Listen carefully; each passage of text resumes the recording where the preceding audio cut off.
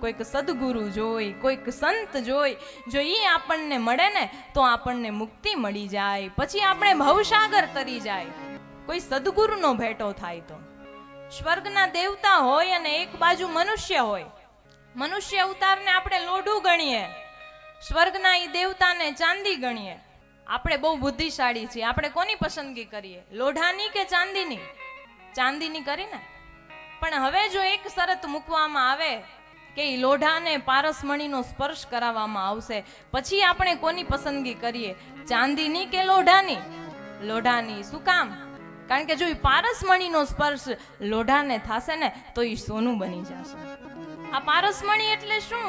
તો કે આ પારસમણી એટલે આવા સંતોનું સંગ થાય, આવી કથા મળે, એ જો લોઢાને અડે ને તો લોઢું સોનું બની જાય.